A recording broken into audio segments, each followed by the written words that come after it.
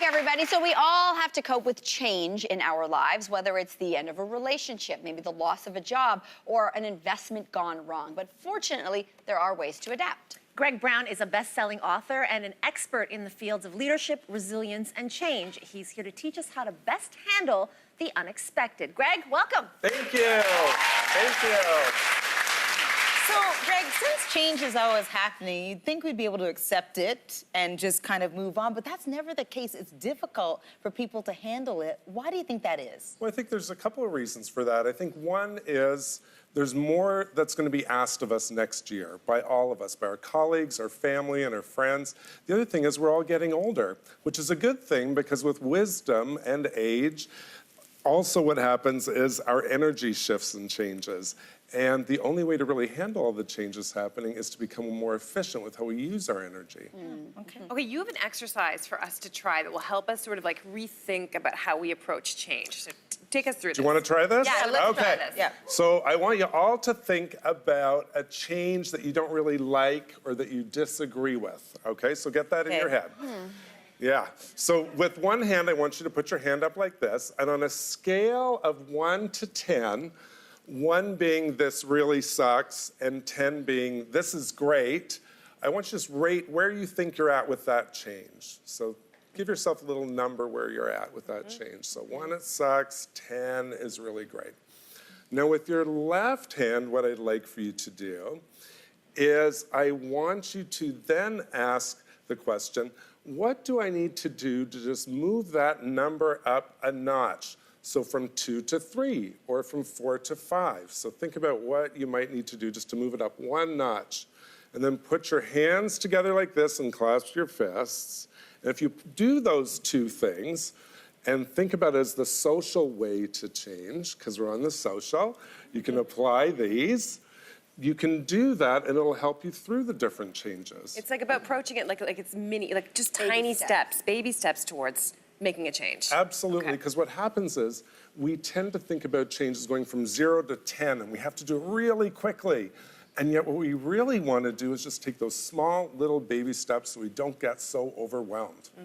Okay, so I can see how that helps, right? Because you explained it's just about not getting overwhelmed and just little increments, and I guess rewarding ourselves as those little changes start to help. Absolutely, and by physically doing it and naming it, it ingrained those grooves in our brain that we need to make those changes. Okay. So it's ironic that people actually say that they find it difficult to accept change because statistically, the stats say differently than that. So elaborate on the research that's out there. Absolutely. Some of the research says that 85% of changes that we worry about, that we think are going to happen, actually never happen. And out of the 15% that do happen, 79% of people handle the changes better than they thought they would. So what that means is we worry most of the time about nothing, and we're all better at handling change than we originally thought. Interesting. It's very interesting. Yeah. Okay.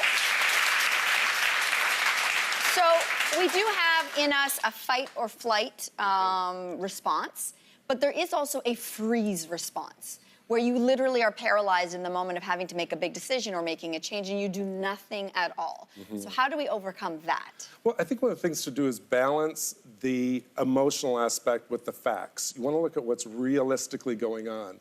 Now, if something really bad is happening, sometimes you just got to be in the muck and in the negativity till you get out of it. And I think that's the best thing to do. But you got to be patient with yourself if something's going really badly, and you can't force yourself to get out of it sometimes.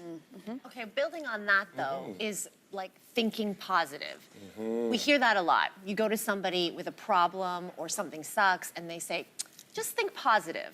It seems so simple, sometimes even insulting. However, can it work? Does it work? Well, I think it's a part of something bigger. My initial response to that is no, it doesn't work. So now I'll tell you why before you all yell at me. If you and I were going to go to a Beyonce concert together. Okay. Yeah, so we're going to go Beyonce, right? Yeah. And so we're all sitting here thinking positively about going to Beyonce. You're excited, Mel's excited, Marcy's excited, Cynthia's excited, all of you are excited. We're going to go to Beyonce. and we're still sitting here. So we have to take action. So thinking good thoughts is good, but you want to take positive steps to take action towards it. So we need to research and see when a concert's happening. We need to go buy tickets. We need to make sure we're able to attend the concert. And the trick is this, is that it's not about not thinking good thoughts. You want to think good thoughts, but sometimes bad things happen. And if you actually take some action and combine it with the wisdom that you have, that's when the magic happens. That's when the results take place.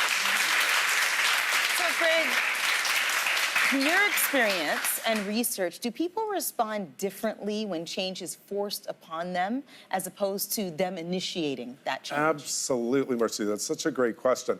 So all of us, when we're dealing with change that's our idea, we handle it completely differently. Because it's our idea, we think it's a good idea. And so we want to jump on board with it. If we want to move our apartments, we move and we're ready to go. If someone kicks us out of our apartment, we're going to respond differently to that. So it takes more energy to do that.